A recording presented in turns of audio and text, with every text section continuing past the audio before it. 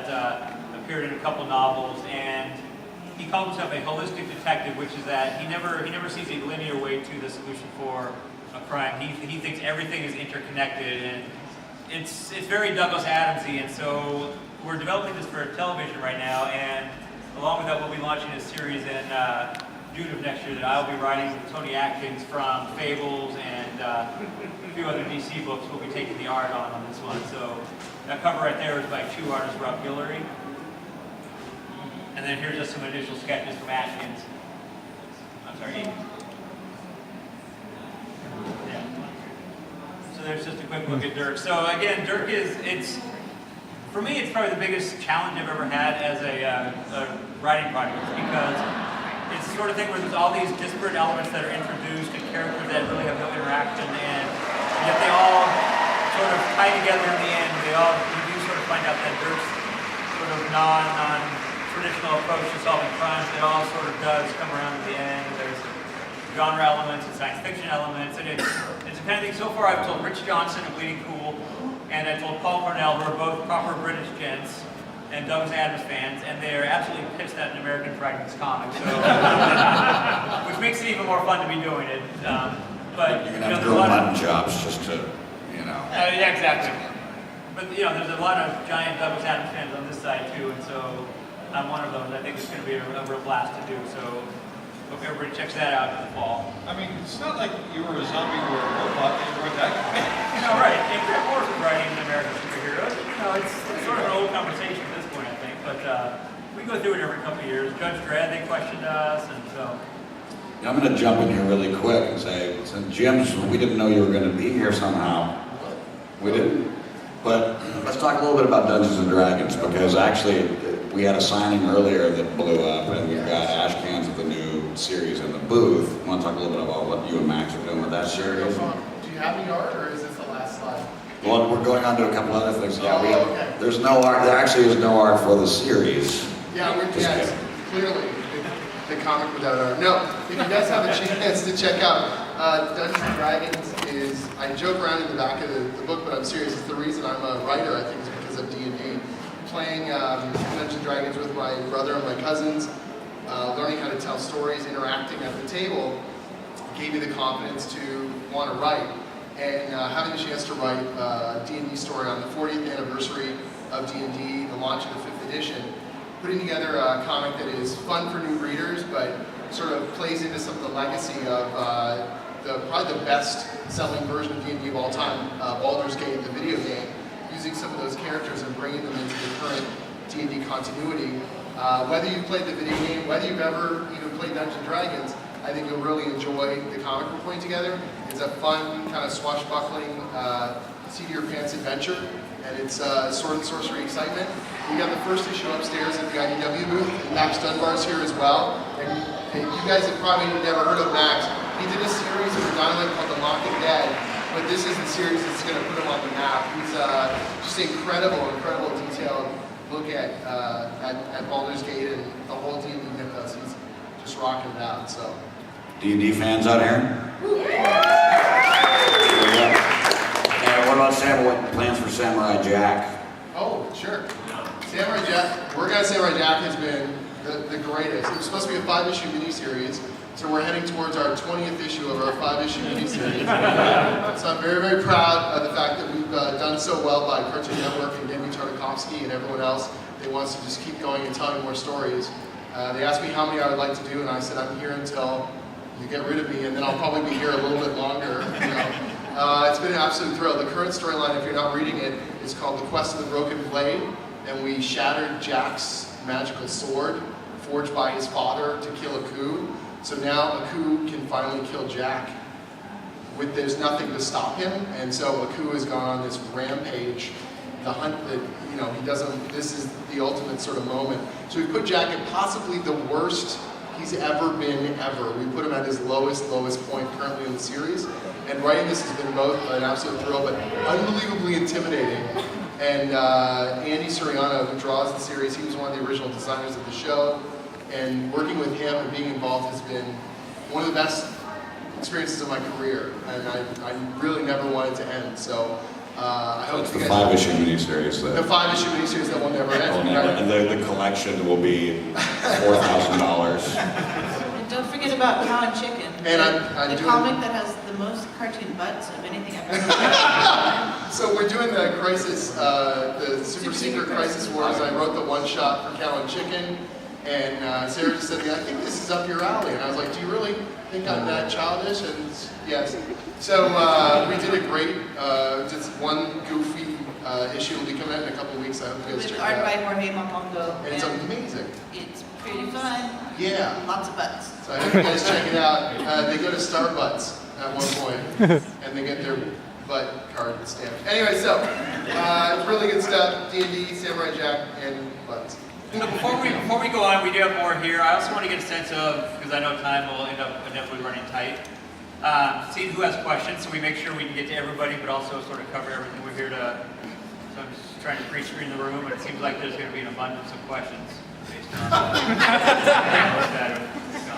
All right, so we'll keep going. If you guys have questions, just throw your hand up while we're talking.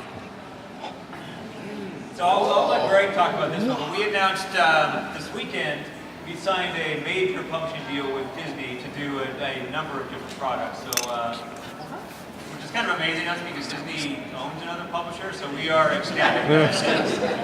Give more hope.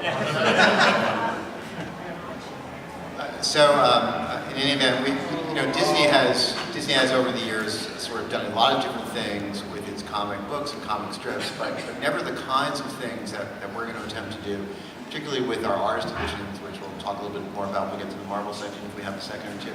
Obviously, no one's ever seen the original art in its original size on the Disney materials except some lucky Disney archivists and the artists themselves, and a few handful of collectors.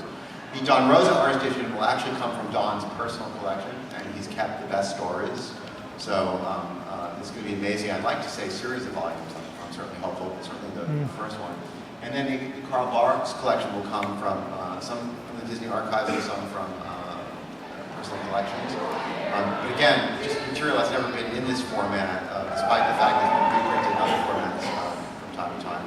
Additionally, we're also doing the Library of American Comics, reprinting some rare Disney strips that have never been reprinted, domestically or abroad, based on some of the classic Disney properties. Not Mickey Mouse and Donald Duck per se, because Fantagraphics is doing a great job with those, but think of all the other Disney classics. And there you go. See that piece of art in there. Look at that. That's fantastic. So you get the sense, if you follow Library of American Comics, you know the high quality work that we've done with classic comic strips and the other publishers, including DC. And this morning we announced the Marvel Library of American Comics. So Spider-Man's coming to join our family. So we're beyond super excited. And there'll be monthly comics featuring material that's never been in comic book format. So all in all, a very exciting deal that a number of people up in this panel, a number of people back in the office worked on a very long time to make happen. The Disney contract is actually longer than a Disney comic book will be. So there was a little bit of work to be done. And so if anybody thinks it's weird that we're in business with the people that own Marvel, we should also talk about the fact that Where? How did that end up there? Good grief! well, we're doing Jam.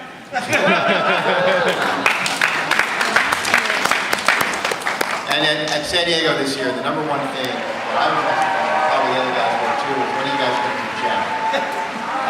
And we are in fact going to launch in March. We are, but it would have been such a better transition if this slide had come up now. They are not going to be doing Jam, as far as we know. In any event, yesterday we announced that we were expanding our relationship with Marvel. And the first announcement yesterday was on artist editions. Right now, we have in the works in the next 3 years 8 artist editions that we believe we have enough material to put out, and another amount almost as great of material that we believe we can get. So, Yosemite Silver Surfer is coming in about a month or so. Should be at retail, maybe even it should be about a month, just about a month from now. There is not one average page in the book. I mean, it's one great page and one page is even greater. It just goes, literally, I looked at that proof a dozen times and I'm telling you, it's phenomenal. course, we've done 21 artist editions at this point. We have a number of competitors.